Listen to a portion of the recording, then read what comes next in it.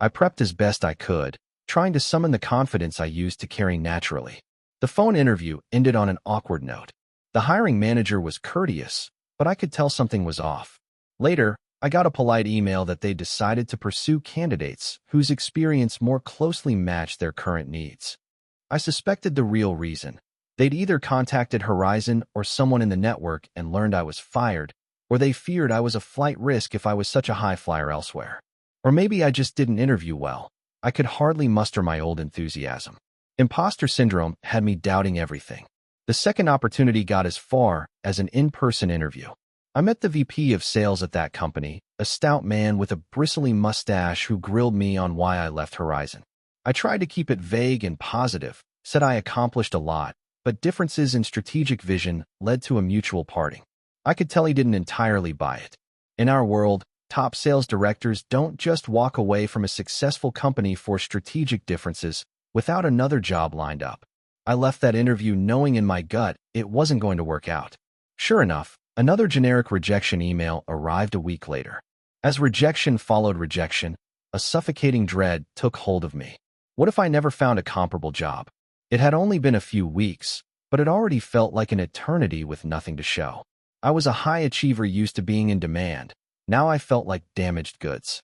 And each day that passed was a day my firing could become gossip in industry circles. I imagined Richard's version of the story spreading. Perhaps insinuations that I was difficult or that the big deal I closed wasn't as rosy as it looked. My mind conjured all sorts of paranoid scenarios. Sleep didn't come easily. I'd lie awake at night next to Emily, staring at the ceiling in the dark, going over every detail of my time at Horizon, hunting for the clue that would explain why. Why did they really do this? Did I trust someone I shouldn't have? Was someone undermining me behind the scenes? Sometimes I was sure it was Richard's ego. Other times I suspected a deeper corporate secret. Horizon's sudden acquisition of another company earlier that year, some hush-hush project I wasn't included in. Was I seen as a roadblock to some scheme? One late night, about 2 weeks in, I found myself at the kitchen table, laptop open, looking at Horizon's recent press releases and news. They had indeed put out an announcement about the massive contract I'd landed, boasting about how it positioned the company for growth. Richard was even quoted in an industry article as saying, "This new business is a testament to Horizon's innovative approach and the strong relationships we've built." Not one word of acknowledgement for the team, certainly nothing mentioning me. It was petty to crave that, perhaps, but seeing him soak up the glory for what I'd done, I nearly threw my coffee mug at the wall in frustration. It was that night that a seed of something new planted itself in my heart. Up until then, I had been focused solely on finding another job and moving on, trying to forget Horizon. But the anger I felt reading Richard's self-congratulatory quotes was a spark. He's benefiting from my work after cutting me loose. The injustice of it made my blood boil. I closed the laptop with a clenched jaw and sat in the dark, an idea flickering at the edges of my mind, one I wasn't ready to fully acknowledge yet. The next morning, I got a call from an unknown number. It turned out to be one of my old clients, a procurement manager named Dan from a major company I'd serviced at Horizon. After a few pleasantries, Dan lowered his voice and said, "I heard you left Horizon." I was surprised. "You were the only reason we stuck with them as long as we did. Listen, if you land somewhere, let me know. We'd love to continue working with you." My heart skipped. I hadn't outright told any clients about my departure. Horizon was likely doing that themselves with a sanitized story, but word was clearly getting around. I thanked Dan and told him I appreciated his support, assuring I'd keep him in the loop. When I hung up, that flicker of an idea glowed a little brighter. If I went to a competitor, some clients might follow me. It was both encouraging and troubling, because I still had the non-compete to consider, and joining a direct competitor was off-limits for now unless I wanted to risk a lawsuit. However, Dan's call made one thing clear. Horizon might have cut me off, but the relationships I'd built were mine. And at least some customers weren't happy I was gone. I wondered how Horizon was handling those accounts now. Maybe they were fine, but maybe not. Later that week, I met up with an old colleague, Marcus, who had left Horizon a year prior for a job at a different firm. We grabbed beers at a downtown pub. Marcus filled me in on some gossip. Apparently, after I was ousted, Richard promoted one of his own guys, a crony he brought in recently, to oversee the sales team, essentially doing my job under a different title. He's clueless though, Marcus said with a snort. I'm hearing from friends inside that clients are already complaining. That big contract you landed? The new guy fumbled some follow-up, and the client is frustrated. Hearing that gave me mixed feelings. On one hand, I hated the idea of any project I cared about being mishandled. On the other, a grim satisfaction crept in at the idea of Horizon suffering from losing me. It also stoked my protective instincts toward the clients I had served. They deserved better than to be left in incompetent hands. They really had no clue what they lost when they fired you. Marcus went on, shaking his head. Richard's been on a power trip, from what I gather. Some folks think he wanted total control, and you were the only one who could challenge him given your rapport with clients and the board. I clenched my pint glass a little too hard. It was validating to hear someone else articulate what I suspected, that it was Richard's own insecurity, perhaps. But it also reaffirmed that as long as Richard reigned at Horizon, I'd never have my old success back there. Not that I wanted to return after what he did. As I drove home from meeting Marcus, a realization hit me like a bolt. I had built something at Horizon, built it through relationships, trust, and hard work. Richard tore that down, but maybe I could build something again. This time for myself. The idea of starting my own venture, which once had seemed too risky or far-fetched, began to take root. Why jump into another company just to prove myself all over again when I had a network of clients who might be willing to follow me? Why not create the kind of company that valued someone like me, the kind of company that Horizon clearly wasn't? That night, I broached the subject with Emily. We were sitting in the living room after putting Jacob to bed. The TV was on low, some show neither of us were really watching. Gathering my nerves, I muted it. I've been thinking, maybe I'm approaching this all wrong. She looked over at me, curious. What do you mean? I took a deep breath. Job hunting, trying to slot myself into someone else's company. What if I started my own thing? Became my own boss? She didn't respond immediately, which I expected. This was coming out of left field considering how despondent I'd been. So I kept talking, the words tumbling out faster. I know it sounds crazy. We depend on steady income, and a startup is risky. But hear me out. I have contacts, clients even, who trust me personally. One called today saying they want to work with me wherever I go. Horizon's mismanaging things and leaving an opening in the market. If I started a small firm, say a consulting or services company in the same domain, I bet I could bring some business over. Enough to at least get started. The non-compete is an issue, but if I'm careful to not solicit Horizon's clients directly, maybe I can position it differently or work outside its exact scope until the year is up. I realized I was rambling. I stopped to gauge her reaction. Emily was listening intently, her face thoughtful. You've really been thinking about this, she said softly. Yeah, I admitted. It's the one idea that's gotten me even a little excited in weeks. I know it's a gamble. 9 out of 10 new businesses fail and all that. But I also know the industry needs what I can offer. And honestly, part of me wants to stick it to Horizon. Show them that their betrayal didn't break me. At that, Emily's lips curved into a slight smile. There's the fire I've been waiting to see again. She shifted on the couch to face me fully. Alex, if this is what you want to do, I'm behind you 100%. We'll make it work somehow. We might have to tighten our belts, use some savings, but I'd rather see you passionate and fighting than miserable sending out resumes. Relief and gratitude flooded through me. I hadn't realized how much I needed her validation until I heard it. I leaned forward and hugged her. Thank you.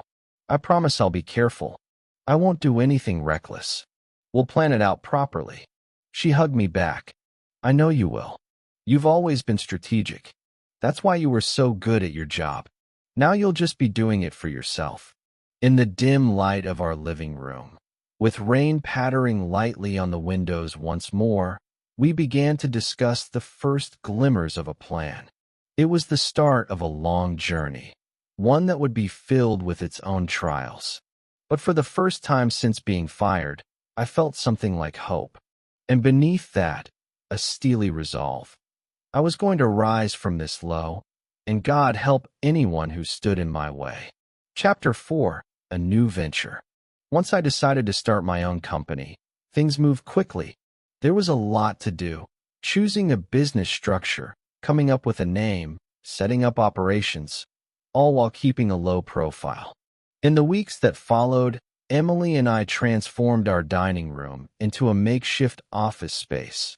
Papers and notebooks spread out where plates and cutlery used to be. It was both thrilling and daunting to sketch out a vision from scratch.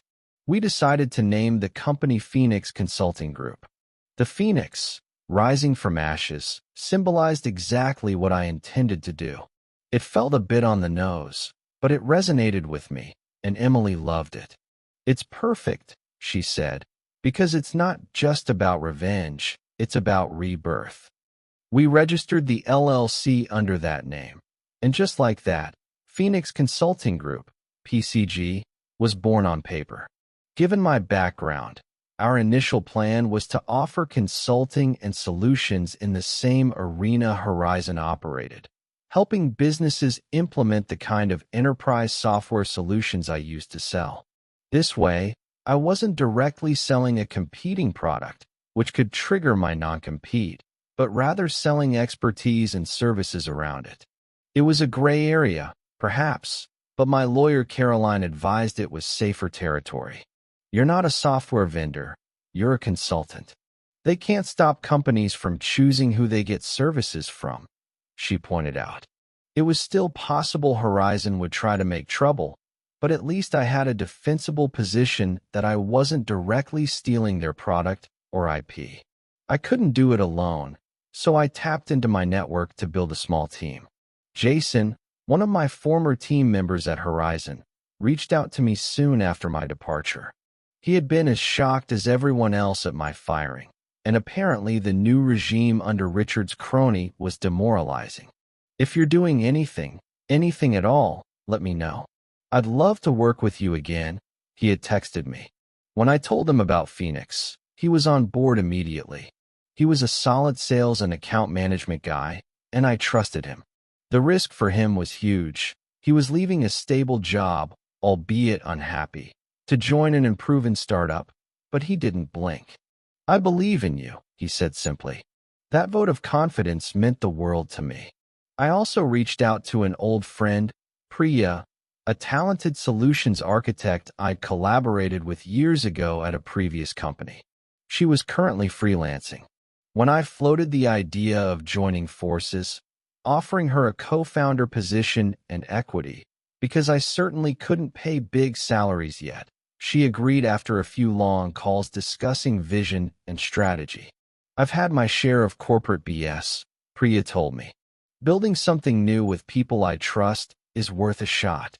So, our tiny team of 3, plus Emily helping behind the scenes with admin and moral support, set to work in my garage-turned-office. We pooled resources to buy a couple of second-hand servers and office equipment. I used a chunk of my severance payout as seed money, and we were frugal. No fancy offices or high salaries, just enough to get by and keep the lights on. Those early days were invigorating. We sketched out service offerings, created slide decks and a simple website, and drew up a target list of potential clients. Some were companies I had worked with in the past, others were industry contacts who might need our help. We were careful not to directly solicit any current Horizon clients with whom I had worked, at least not initially. Instead, we targeted adjacent opportunities, companies using similar software who weren't necessarily tied to Horizon's product, but could benefit from our expertise. Through all this, there was an undercurrent of purpose driving me, a blend of righteous anger and genuine passion to do things differently. I wanted to create a company that valued integrity and talent, where no one would experience what I did. In team meetings, albeit tiny as the team was, I emphasized our values: transparency, excellence in service, and putting clients first. It was basically the opposite of how Richard ran Horizon, and saying it out loud felt good. By early spring, Phoenix Consulting was ready to seek its first contract. We had incorporated in January, and after about 2 months of preparation, networking, and a few exploratory meetings, we finally landed a small project. It wasn't huge, just a 3-month consulting engagement for a mid-sized manufacturing firm looking to upgrade their systems. But it was a start. I remember the day we got the signed contract. We all high-fived in my garage office, and that night I splurged on a half-decent bottle of champagne, which we popped in my kitchen. It felt real. We had revenue. Financially, the numbers were still tight. The small project's income was modest and mostly would go toward covering Priya's and Jason's minimal salaries and operational costs. I wasn't drawing any salary myself. We were living off Emily's income and the dwindling remainder of my severance and savings. It was a strain, but we managed with a scaled-back budget at home. Emily handled our household finances masterfully, cutting unnecessary expenses and assuring me that we'd be okay for a while. Still, I knew we needed to scale up quickly or risk running out of money once the severance cushion was gone. So while we executed that first project, we simultaneously hustled for more business. I leveraged every connection I had. I attended industry meetups and networking events, subtly spreading the word about our new company without coming off as desperate. It was a balancing act, exuding confidence in our fledgling firm while inside, I was anxious about where the next gig would come from. During this time, I kept an eye on horizon from afar. News from my former colleagues indicated that things weren't smooth sailing over there. 2 more of my old team members resigned by March, fed up with how they were being treated. One of them, a senior salesperson named Linda, even reached out to me to ask if I had openings. At that time, I couldn't afford to bring her on, though I told her hopefully down the line. She hinted that Horizon's leadership was running the sales team into the ground, and that several clients had complaints about poor service since I left.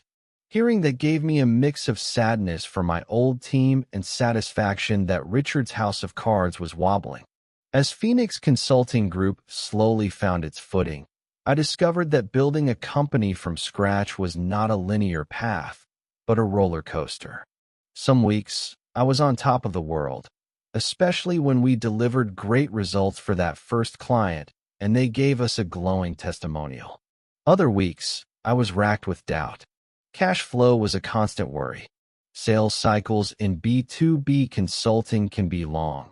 Even interested leads might not convert to signed contracts for months. We had a pipeline of maybes and soon, but nothing ready to sign after the initial project wrapped. By the time spring turned to early summer, we had completed the manufacturing firm project with success, but our pipeline had yet to yield a new contract of significant size. Prospects kept saying, maybe next quarter, or we're working on budget approvals. It was frustrating. I knew these delays were normal in business, but we didn't have much runway. My 6 months of severance pay were almost up, and I had plowed a lot of that into the business. I started to quietly contemplate worst-case scenarios. What if we didn't land something soon? I might have to go find a regular job after all, and Phoenix would be a failed experiment. I didn't voice these fears to Jason or Priya, not wanting to shake their morale. They had taken risks to join me, and I felt responsible to ensure it wasn't in vain. Emily saw through me, though, late at night, when it was just us, I'd let my guard down. I'm worried, Em. I confessed one night as we lay in bed. The money will dry up in a couple of months if nothing comes through. I might have to consider scaling down or pausing, and I can't help feeling like I've led people off a cliff. She turned to me, her face illuminated softly by the moonlight through the window. It's always darkest before the dawn, right? You named it Phoenix for a reason. Don't lose hope yet. She squeezed my hand.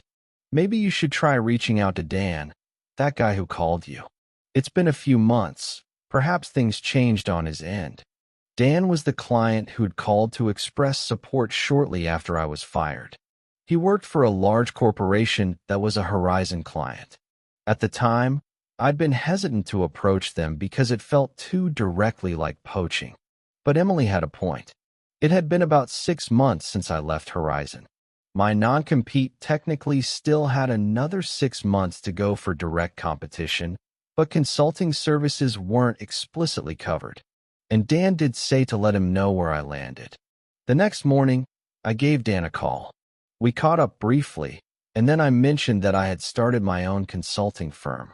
I kept the pitch gentle, not wanting to seem predatory. To my surprise, Dan's response was immediate. "Alex, that's great to hear. Actually, the timing is perfect. We're not too thrilled with Horizon services lately. Their new account manager is, well, let's just say he's not you. We've been considering bringing in external consultants to help us optimize the system. Horizon's team kind of dropped the ball after you left. Why don't you come in next week and meet our CIO? We might have a project for you." I had to restrain my excitement. "That sounds fantastic, Dan. I'll be there," I replied, trying to keep my tone professional while my heart pounded. After hanging up, I fist-pumped the air. It felt like the break we needed. That same day, as if the universe knew momentum was shifting, I got an email from another prospect we'd been nurturing for a while, a regional bank. They wanted to move forward with a proposal from us. I gathered Jason and Priya in our little office and shared the news. We might have 2 significant deals coming through. I told them, eyes shining for the first time in weeks. Jason hooped, and Priya grinned broadly. We all sensed it. This was the tipping point we'd been working so hard for. Still, I cautioned, nothing's signed yet. We have to bring our A game and close these. Over the next couple of weeks, we poured our energy into these opportunities. I went to Dan's company and gave a presentation to their execs, detailing how Phoenix could improve their operations and fix the issues Horizon had neglected. My familiarity with their system, since I helped set it up back at Horizon, was a huge advantage. It felt a bit surreal and satisfying to critique, in a polite way, the poor follow-up work done by Horizon after my exit, without explicitly saying so. The subtext was clear, though, and the CIO nodded in understanding. The regional bank opportunity also progressed. We delivered a proposal for a year-long support contract to them. If either of these deals closed, it would give Phoenix the stability and revenue we desperately needed. And if both closed, we'd be on solid ground and even able to hire more help. By late June, contracts were signed with both companies. Phoenix Consulting Group now had a multi-month consulting engagement with Dan's corporation and a year-long support agreement with the bank. In the span of a month, we had essentially leapt out of survival mode and into a growth trajectory. I could hardly believe it. In under 7 months since being fired, I had gone from being at my lowest to running a growing enterprise that was now directly competing, in some ways, with my old company. I knew Horizon wouldn't ignore this development for long, especially the project with Dan's company, which they would surely see as a loss of face, if not revenue. We were careful. Dan's project was framed as complementary to Horizon's ongoing software license. Technically, his company still paid Horizon for the software, but hired us to optimize and manage it. It was a loophole that left Horizon's new account manager fuming, but without grounds to sue, as far as we could tell. Our success didn't go unnoticed in the local industry grapevine. A former colleague of mine sent a congratulatory message after hearing that Phoenix landed the bank deal. "Word on the street is you're giving Horizon a run for their money," he wrote.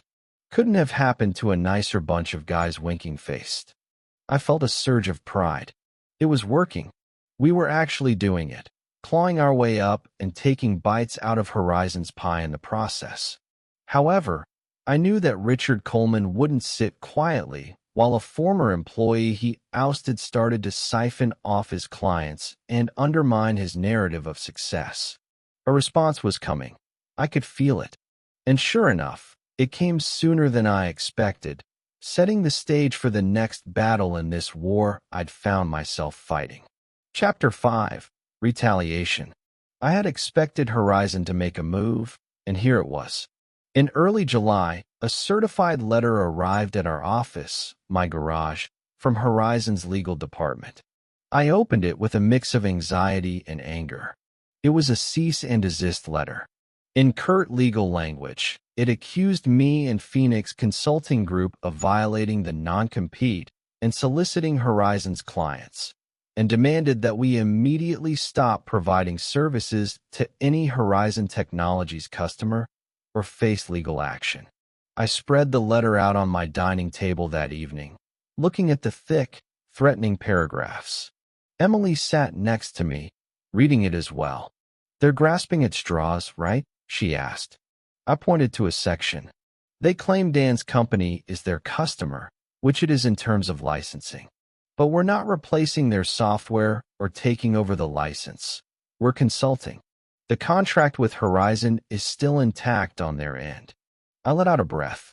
It's a scare tactic, but we need to tread carefully. They have more lawyers and money than we do.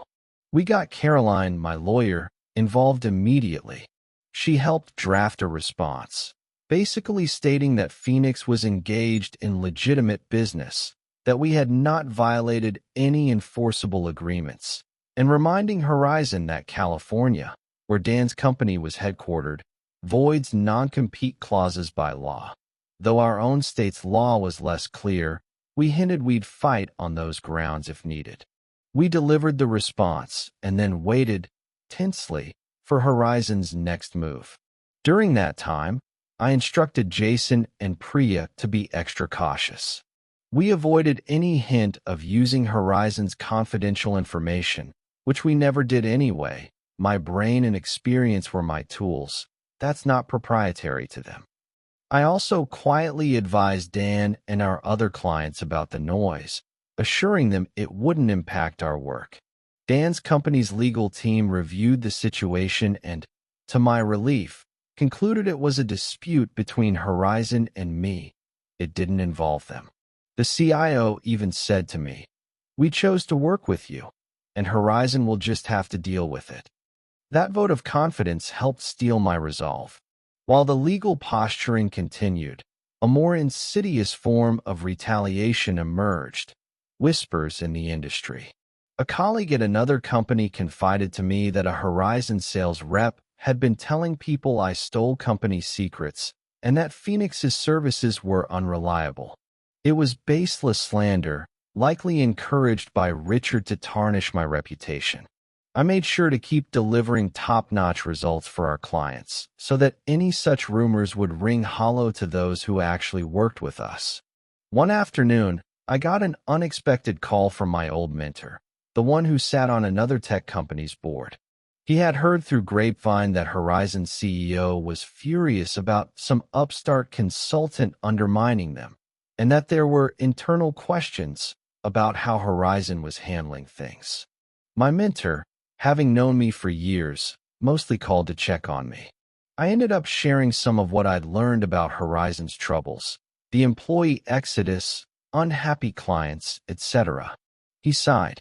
"Sounds like Horizon is in turmoil. That new CEO might be in over his head." "More than you know," I replied. "I trust him enough that I hinted. I've heard whispers of financial misreporting too. Nothing I can prove, yet." He paused and chose his words carefully. "If that's true, it will come to light soon enough. Those things rarely stay hidden. Just watch your back, Alex. People like Richard play dirty when cornered." It was good advice. And indeed, behind the scenes, more revelations were coming.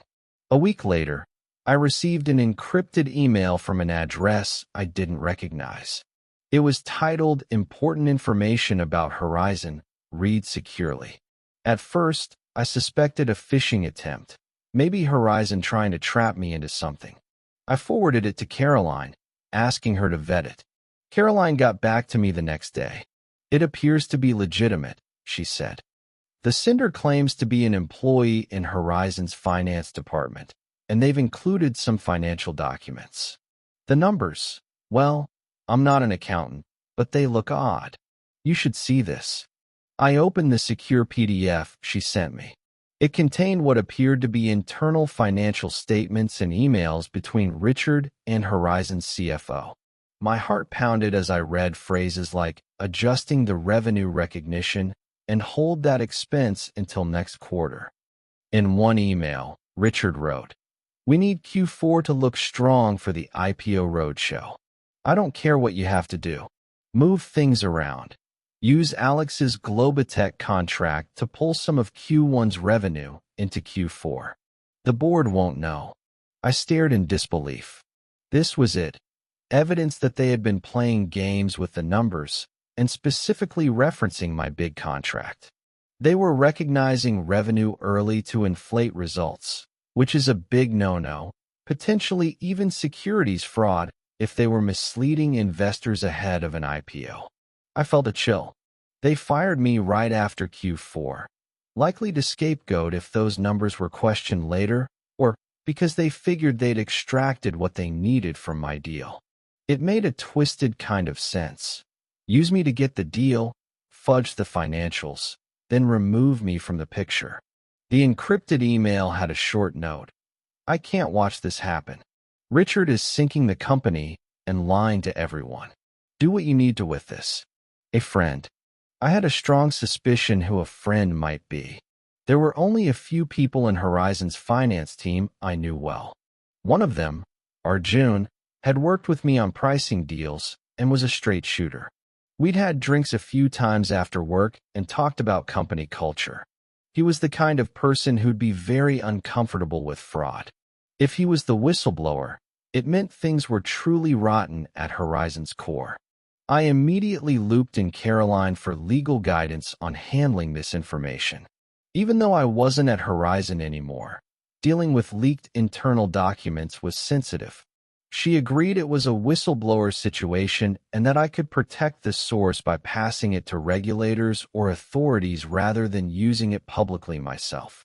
We discussed options, going to the SEC, since Horizon was privately held but planning an IPO, so investor fraud was an issue, or perhaps tipping off a journalist who specializes in corporate malfeasance. That evening, I also got a call from Linda, the former Horizon salesperson who had quit. She had stayed friends with some people there and told me, "Something big is going down tomorrow. There's an emergency board meeting at Horizon. Rumor is, some financial discrepancies have come to light, and Richard is in the hot seat." My pulse quickened. It seemed the whistleblower might have gone multiple routes. Perhaps they also tipped the board or someone internally. Or maybe an external audit flagged something. Either way, the walls appeared to be closing in on Richard. I thanked Linda for the info. If Horizon's board was now aware of potential fraud, Richard's days as CEO were numbered. But I didn't want to just sit back and wait. A part of me thirsted for direct justice, not just internal corporate handling where things could be hushed up. After careful consideration, I decided on a course of action. I would anonymously provide the documents to a respected investigative journalist I knew of who covered corporate fraud. And I'd also send them to the SEC's whistleblower portal, just to ensure regulators were alerted. Caroline helped sanitize the documents to remove any metadata that could identify the source, and we used a secure channel to send them off with an explanation of what they showed. I knew that once I did this, things would escalate beyond anyone's control and likely become very public. Part of me hesitated. This could indeed implode Horizon, affecting thousands of employees who weren't at fault. But fraud is fraud, and it wasn't my doing. It was Richard's. The responsibility lay with him. That night, I barely slept. I alternated between anxiety and grim anticipation.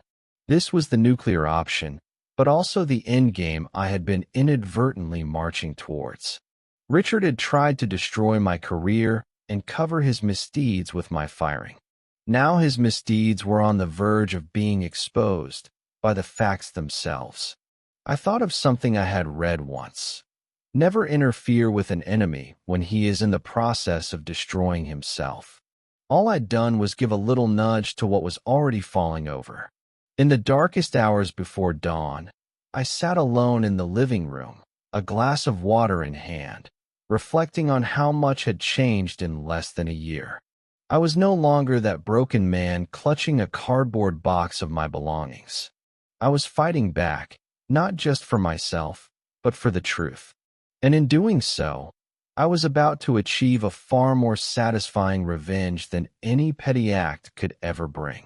Justice was coming for Richard Coleman. Chapter 6: Justice and Vindication. Richard Coleman's downfall was swift and very public. Within days of my anonymous tips, the story broke wide open. One morning, the business news headlines blared. Fraud allegations rock Horizon Technologies, CEO under investigation. The article, written by the very journalist I had discreetly approached, detailed how anonymous whistleblowers had provided evidence of financial manipulation at Horizon. It cited internal emails, carefully quoted without revealing me or the source, and reported that the SEC was opening an inquiry. Simultaneously, Horizon's planned IPO was put on indefinite hold. Investors who had been courted in secret started distancing themselves. The board of directors, apparently alerted to the issue just before the press got hold of it, acted quickly to save their own skin. They announced Richard's leave of absence, pending an internal investigation, though everyone knew that was the beginning of the end for him. Watching it all unfold was surreal. On one hand, I felt a grim satisfaction. Karma had finally caught up with the man who betrayed me. On the other, it was a tragedy for many innocent employees and shareholders who would suffer from this chaos. Horizon stock, the company wasn't public yet, but it had over-the-counter shares and investor valuations plummeted with the news. People I still cared about there were uncertain about their jobs. One of those people, Jenna, called me shortly after the news broke. She had stayed at Horizon through all the turbulence, perhaps hoping things would improve. I could hear the mix of shock and relief in her voice. "Alex, have you seen the news?" I can't believe it, but at the same time, I can. Richard's been escorted out by security. They say he might face criminal charges. The board is in full damage control. I saw, I replied quietly. There was a pause. Then Jenna continued, voice tinged with apology. All this time, we wondered why they really let you go. Now it's clear, you were never the problem. He was. I'm so sorry you got caught in that. And I wanted you to know, everyone here knows it now too. You should have seen the Slack channels today. People are practically canonizing you as the one who got away from this mess. I couldn't help but chuckle softly. That's kind of you to say. Honestly, I just hope the company can survive this, for all your sake. She sighed. I don't know what will happen, but seeing him face consequences, it feels just. He treated so many of us poorly. We're all rooting for you, by the way. Word about Phoenix Consulting has gotten around. Some of us joked that we should come work for you. That warmed my heart. Maybe someday I'll have spots for everyone, I said lightly. Take care of yourself, Jenna. And if you need anything, you have my number. Next, I got a call from Dan, the client whose project had partly triggered Horizon's wrath. He laughed on the phone, a jovial, cathartic laugh. Alex, you weren't kidding when you said Horizon was mismanaging things. Did you know about all this? He asked. I played coy. I had my suspicions that things weren't right. I didn't know it was this bad. Well, whatever the case, my bosses are thanking their lucky stars we engaged with you and not them for this project. We're going to continue with you folks long term. Horizon's effectively out of the picture now on our end. And if you ever need a reference or a testimonial, you got it. That commitment from Dan's company was a boon for Phoenix. In the fallout, other Horizon clients were scrambling. Many didn't want to keep doing business with a tarnished vendor whose leadership was caught in fraud. Horizon's board appointed an interim CEO and issued statements about restoring trust. But the damage was done. Over the next few weeks, several companies reached out to us, ones that had been Horizon's customers, inquiring if Phoenix could take over where Horizon left off. In some cases, it was to manage their software deployments. In others, to consult on alternatives. We were careful to grow sustainably, but it was an undeniable windfall of opportunity. The very outcome Richard had feared, clients following me, was happening, accelerated by his own disgrace. Amidst this frenzy, I did get one more personal confrontation with Richard, albeit indirectly. He didn't call me himself. He likely suspected my hand in his undoing, but had no proof and bigger worries now. However, I received a message from his personal attorney, a terse email that read, "Mr. Coleman requests that you cease your defamatory interference in his affairs. We remind you of your NDA obligations regarding any confidential information you obtained during your tenure at Horizon." It was almost laughable. They were trying to hint that I had broken my NDA by sharing internal emails. Of course, the whistleblower had access to those, not me. And I had never violated confidentiality about anything proprietary. Exposing fraud isn't protected by an NDA. We drafted a short reply refuting any wrongdoing on my part and pointing out that any attempt to retaliate against a whistleblower, even if they mistakenly thought it was me, would be looked upon poorly by authorities. We heard nothing back after that. In a poetic twist, a week later, I saw a photo circulating on social media via a former colleague. It showed Richard, in a suit, flanked by two men in dark windbreakers, being led out of Horizon's headquarters. The men were from the FBI. Apparently, the investigation had progressed to that point. The image of Richard's face, grim and set as he stared at the cameras, was one I quietly savored. It wasn't merely about schadenfreude, though yes, I felt that. It was seeing vindication. The man who had unceremoniously kicked me to the curb was being publicly humiliated for his own misdeeds. Throughout this period, Emily and I would often catch each other's eyes and just marvel at how things had turned out. One evening, after putting Jacob to bed, we sat on the porch swing in our backyard. The summer air was warm, fireflies blinking in the dusk. I was lost in thought, and she nudged me gently. "Penny for your thoughts?" I smiled. "Just reflecting. A year ago, I thought my life was over. And now you've got a thriving company, and you helped expose a massive fraud. Not a bad year's work," she teased. I chuckled.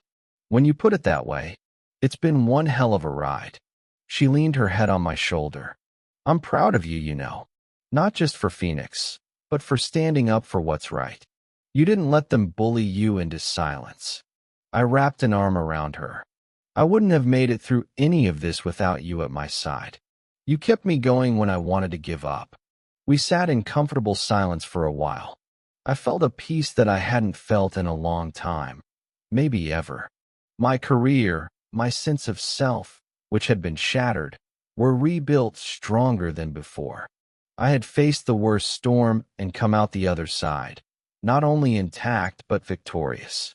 In the weeks that followed, Phoenix Consulting Group continued to grow. We hired 4 more employees. 2 of them were talented folks from Horizon who preferred to jump ship rather than stick around. I welcomed them aboard gladly. We moved out of my garage into a proper office space downtown. It was modest, but it felt like a palace to us. On the day we hung the Phoenix Consulting sign on the door, Jason made a joke. "From cardboard box to corner office." Alex? That made me laugh. It was almost literally true. One afternoon in that new office, I received a phone call that brought everything full circle. It was from one of Horizon's board members, someone who had been there when I was fired. He had never spoken to me directly before, but he'd found my number through mutual contacts. I didn't even have to think about it.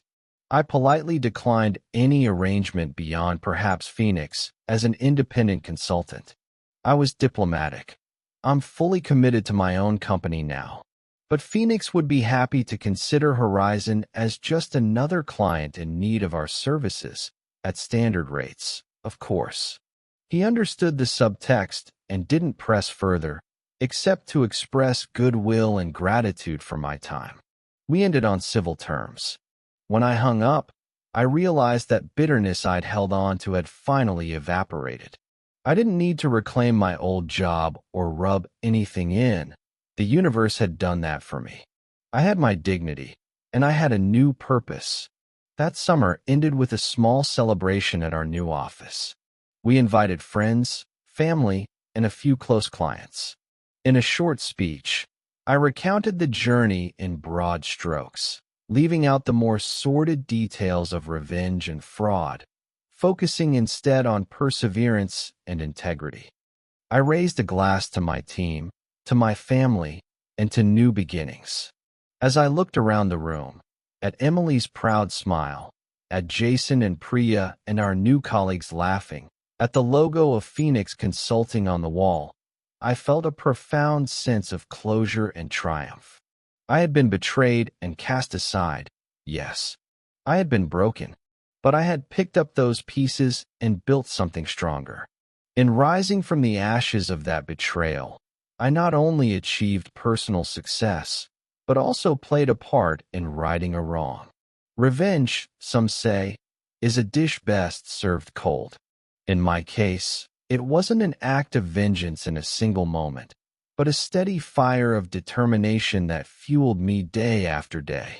And when justice finally caught up with the man who wronged me, I found that the sweetness of it was magnified by all I had accomplished since. I took a sip of champagne and concluded my toast. Here's to moving forward, to fighting for what's right, and to the friends and family who stood by us through it all. The best revenge, in the end, is success and integrity. Thank you all. As everyone clinked glasses, I caught Emily's eye and we shared a knowing smile. We'd made it through the storm. My dignity was not only restored, but elevated. In the story of my life, a dark chapter of betrayal had given rise to one of triumph and justice. And as I stood there among people I respected and loved, I knew that I wouldn't have to look back in anger anymore. The future was bright, and it was ours to write. Epilogue.